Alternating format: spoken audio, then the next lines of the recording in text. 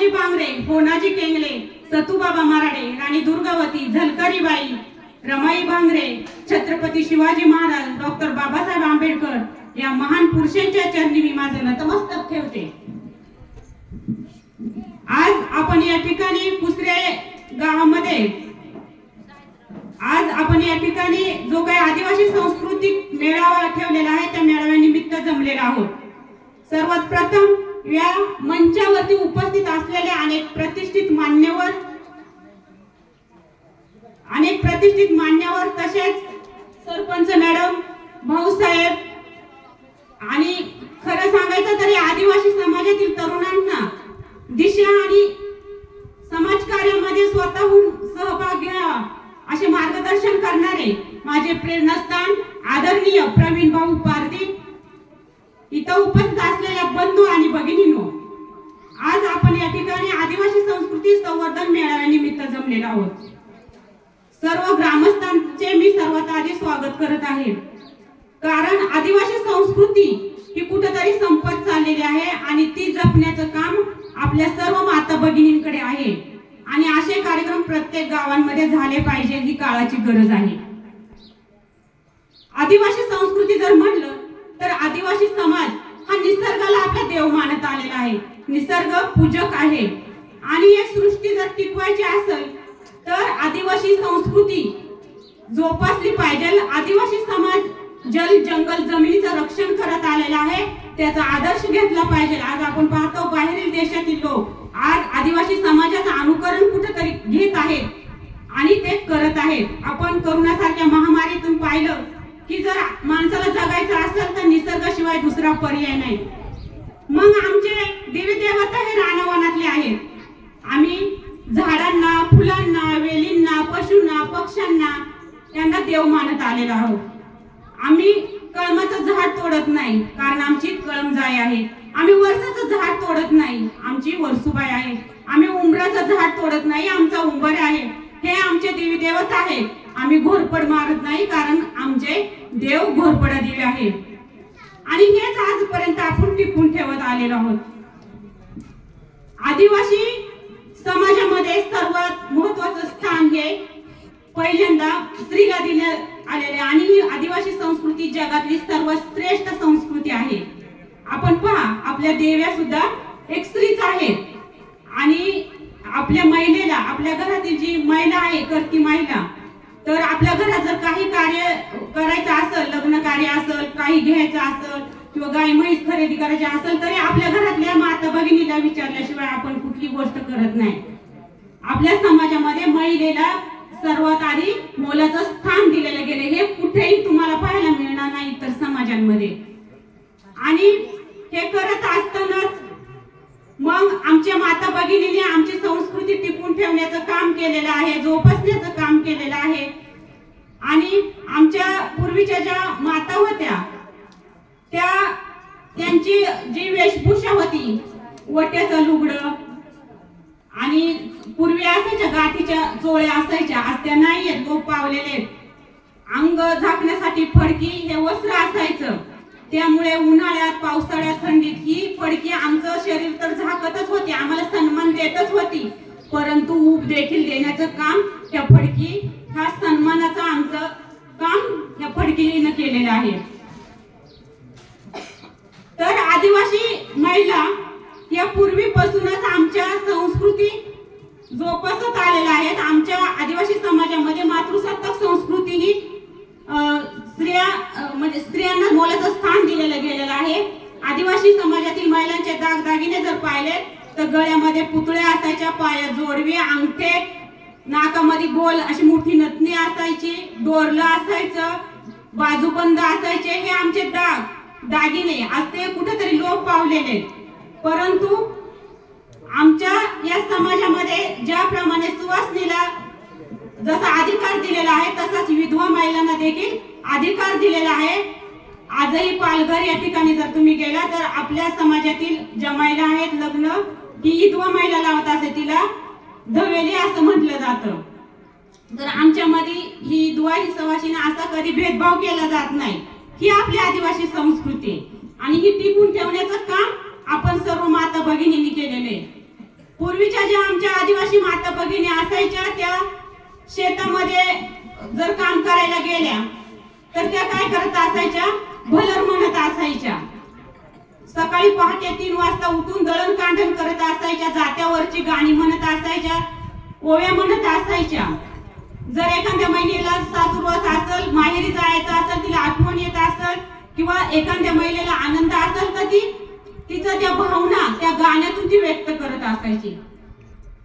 आपले जे पूर्वीचे क्रांतिकारक, त्यांना पूर्वी बंडकरी म्हणलं जायचं. गणाजी आंबेकर असतील, होनाजी केंगले असतील, त्या क्रांतिकारकांचं जर यांनी केलेलं चांगलं कार्य होतं हे पुढं त्यांचा गवगवाट करण्यासाठी आपण बघा जात्यावरती आजही आजींना विचारा, त्या जात्यावरची गाण्यामध्ये ते त्यांचं कार्य ते म्हणत असायच्या. ही आपली संस्कृती. आज आपली संस्कृती कुठंतरी लोप पावत चाललेली आहे. आज खऱ्या अर्थानं आम्ही ज्या आमच्या आया असतील किंवा आजी असतील त्यांनी आम्हाला त्यांच्याकडे ते जुनं ते सोनं म्हणलं जातं, ते सोनं आमच्याकडे द्यावं आणि ते आम्ही जोपासलं गेलं पाहिजे. ते कुठंतरी आम्ही टिकून ठेवण्याचं काम केलं पाहिजे. आज आपण पाहतो की आदिवासी समाज जर टिकवायचा असेल तर त्या आधी सर्वात प्रथम आपल्याला आदिवासी संस्कृती टिकवली गेली पाहिजे. आणि हे सर्व करत असतानाच आदिवासी समाजाच्या ज्या जन्म, मृत्यू, लग्न पद्धती आहेत हे टिकवून ठेवण्याचं काम कुणी केलं तर आम्ही केलं. जर एखादी महिला जर डिलिव्हरी झाली तर पूर्वी सुई नासायची, ती ते करत असायची. आणि 5वीच्या दिवशी पाटा पुजणे, पाट्यावरती खेकड मासा पुजणे किंवा साबर लवाणे हे संस्कृतीप्रमाणे ते रीतिरिवाजाप्रमाणे करत असायचे. हळूहळू मूल मोठं व्हायला लागल्यानंतर 5 पावली केली जायची, काहींच्या 12 असत्या त्या केल्या जातात. त्यानंतर हळूहळू जर मूल मोठं झाल्यानंतर जावळ केलं जातं.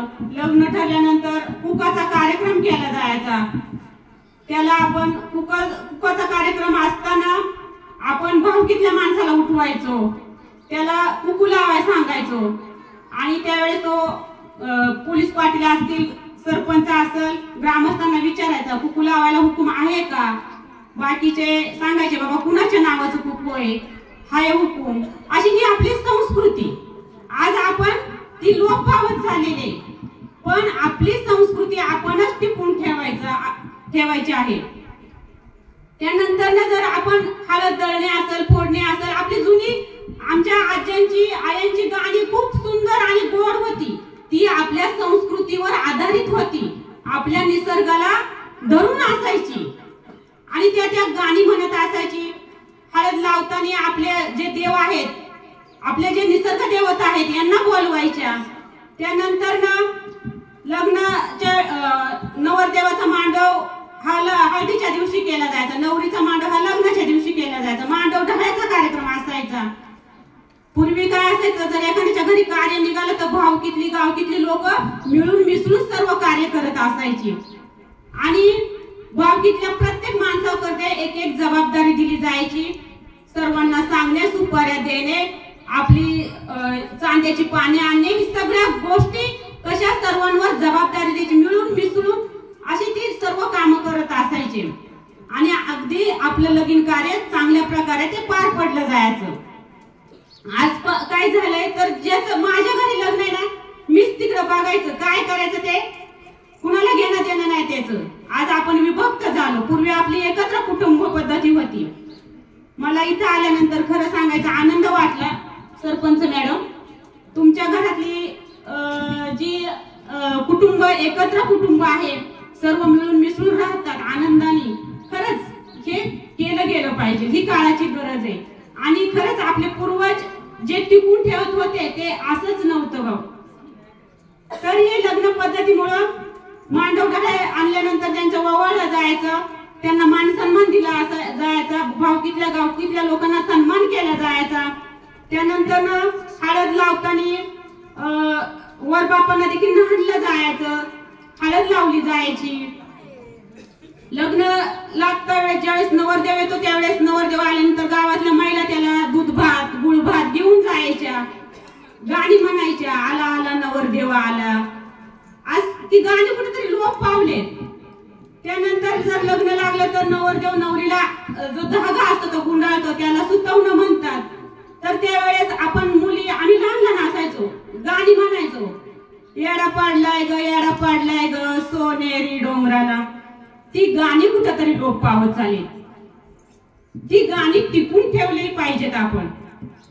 त्यानंतर जर कन्यादानाला मामा आला तर त्याच्यावरती गाणी म्हणली जात असायची. संध्याकाळी वरातीला जर गेलं तर धेडगं नाचवलं जायचं. आज मात्र आमचं वेगळंच, डीजे शिवाय आम्ही नाचत नाही. म्हणजे काळानुसार बदललोय आपण, बदललं पाहिजे. पण इतकं बदलू नका की आपण आपली संस्कृती संपून टाकू. आदिवासी संस्कृती जर संपली तर आदिवासी माणूस संपल्याशिवाय राहणार नाही. आणि त्यासाठी आपण आपली आदिवासी संस्कृती टिकून ठेवण्याचं काम केलं गेलं पाहिजे. त्याचबरोबरीने जर घरी जर एखादा माणूस मेलं तर पूर्वी गाडण्याची पद्धत होती, आज जाळण्याची पद्धत आहे. ज्या वेळेस माणूस या पंचतत्वांमध्ये जन्म घेतो त्यावेळेस तो निसर्गामध्ये हळूहळू मोठं होत असताना एकरूप होत असतो आणि तो एकरूप होऊन त्या निसर्गामध्ये त्याचं जीवन दररोजचं जगत असतो. मेल्यानंतर देखील माती पूर्वी जे करायचे तर त्या मातीमध्ये गाडल्यामुळे तो मातीत विलीन केला जायचा, त्याच्या शरीराची माती व्हायची, तो निसर्गाच्या उपयोगी यायचा. म्हणजे ही आपली निसर्ग संस्कृती आहे. आमच्या पूर्वीच्या ज्या महिला होत्या, आज ताईंनी छान हळदी कुंकू ठेवले बाबा आणि खेळ ठेवले. आज ती पद्धत फेड आले एक प्रकारे आपल्या प्रत्येक गावांमध्ये.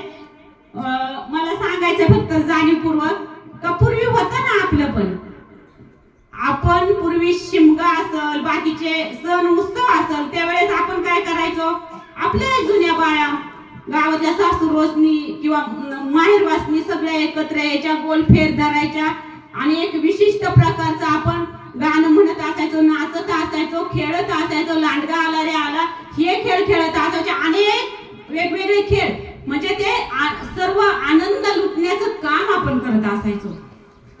जर शास्त्रीय कारण पाहिलं, जर आपल्याला जर आनंदी राहायचं असेल, आपल्याला जर एनर्जी निर्माण करायची असेल तर आपल्याला गाणी आपण जोपासली पाहिजेत, आपण गाणं गुणगुणलं पाहिजे. माझ्या या पूर्वीच्या आया बहिणी ज्या होत्या त्या प्रत्येक म्हणजे पहाटे 3 वाजल्यापासून रात्रीचे 10 वाजेपर्यंत त्या कष्ट करायच्या, पण त्यांना कधी थकवा आला नाही, कधी त्यांचं काही दुखलं नाही. का? कारण ते सर्व हे गाण्यांमधून व्यक्त होत असायच्या. त्यांनी ती गाणं जोपासली होती, आनंदाने ते गात असायच्या, त्याच्यामुळे त्यांच्यामध्ये वेगळी एनर्जी निर्माण होत असायची. आणि खरंच गरज आहे की प्रत्येकाने आपली जुनी गाणी म्हणली पाहिजेत, गायली पाहिजेत. सांगायचं एवढंच आहे की भाऊसाहेबांनी चांगल्या प्रकारे उपक्रम केला संस्कृती टिकून ठेवण्यासाठी. आज आपल्या जे सुशिक्षित लोक आहेत यांना कळलं आहे की आपण पाहतो दुसऱ्या समाजाची लोक आज आम्हाला आरक्षण मिळावा यासाठी किती भांडतात, रस्त्यावर उतरतात, आणि मोर्चे आंदोलने काढतात. मला अभिमानाने तर तुम्हाला सांगायचे, आपल्या आदिवासी समाजाला मला आरक्षण द्या यासाठी कधीही भीक मागावी लागली नाही कुणासमोर. आणि म्हणूनच आज नोकरदार जी लोक आहेत त्यांना कळून चुकले. जर आपण जात पडताळणीला इतर ठिकाणी गेलो तर आपल्याला आपले कुळसाय विचारले जातात, आपली 12 बुडे विचारली जातात. पूर्वीच्या काळात आपले दूध भाव असल, मावस भाव असल किंवा गोते भाव असल याच्यामध्ये लग्न होत नव्हती. का? तर म्हणे वेळावर वेळ गेल्यानंतर न काहीतरी वेगळं होतं किंवा वेळावर तो जात नाही असं पूर्वीची लोक म्हणत जात असायची. आपण पूर्वी मोठ्यांना, गावातील मोठ्या व्यक्तींना, लहान मोठ्यांना आदर सन्मान देत असा. आज ते कुठेतरी संपलेलं आहे. आज आमची मुलं मोबाईल मध्ये गुरफटलेले, दुसऱ्यांचं अनुकरण करू लागलेले आहेत. आज आम्ही कुठेतरी आमच्या मोठ्या माणसांना आदर देत नाही, सत्कार सन्मान देत नाही, त्यांचं ऐकत नाही. ते आपल्यासाठी जर काही 4 शब्द चांगले सांगतात ते कुठेतरी आपण आज त्यांना कुठेतरी तेव्हा ऐकायचं कमी केलेलं आहे. सांगायचं हे की बाबा आपण जर एकत्र जर येऊन सर्व काही गोळ्यामेळ्याने एकत्र येऊन सर्व केलं, जर संघटित झालं तर निश्चित आपल्यालाही चांगल्या आपल्या सुखात दुःखात सर्वत्र मदत होणार आहे. आपले कुठले प्रश्न असले तर आपण एकत्रितपणे ते सोडवणार आहोत. जर एकत्र वेगवेगळे झालं, विभक्त झाला तर आपण मात्र सडून मरू, परंतु आपल्याला कुणीही विचारणार नाही. त्यासाठी काळाची गरज आहे. सर्वांनी आपण एकत्र आलं पाहिजे, संघटित झालं पाहिजे, आपली आदिवासी संस्कृती टिकून ठेवली पाहिजे. आणि आज आरक्षण आपण पाहतो की अनेक लोक आरक्षणासाठी किती काय करत आहेत, परंतु डॉक्टर बाबासाहेब आंबेडकरांनी आपल्या संविधानाने आपल्याला दिलेलं आहे आरक्षण. आणि आज इतर लोकांचे डोळे दिपू लागले, अरे आदिवासी लोकांना हे भेटते, ते भेटते, सवलती भेटते, शिक्षण मोफत आहे सर्व, परंतु आपल्याला याचं गांभीर्य राहिलेलं नाहीये. आणि ह्या जर गोष्टी टिकवायच्या असतील, आपली पुढची पिढी जर टिकवायची असेल तर मात्र आपण आपली आदिवासी संस्कृती टिकून ठेवली गेली पाहिजे. ही सर्व संस्कृती टिकून ठेवत असताना सर्व माता भगिनींनी जर काळजी घेतलेली आहे. पण मला इथं आवर्जून जाता जाता सांगायचं आहे की आपण पाहिले आपले बंडकरी राघोजी बांगरे, होनाजी केंगले, गणाजी आंबेकर, भागूजी येंगे हे सर्व जे बंडकरी होते, आपले क्रांतिकारक होते, त्यांच्या बरोबरीने खांद्याला खांदा लावून ज्यावेळेस इंग्रजांचे, मुघलांचे राज्य आपल्यावरती, भारतावरती राज्य होते, त्यावेळेस आपल्या आदिवासी समाजाच्या महिलांनी संघर्ष केला, लढाया केल्या. ज्यावेळेस इंग्रजांनी रतनगडवरती आक्रमण केले त्यावेळेस राघोजी भांगरे यांची मोठी बहीण रमाई भांगरे, रमाई खाडे, रुक्मिणी खाडे यांनी इंग्रजांसोबत युद्ध केले आणि त्यांना वयाच्या 16व्या वर्षी वीरमरण आलेले होते. त्याचप्रमाणे आपल्या राणी दुर्गावती घ्या.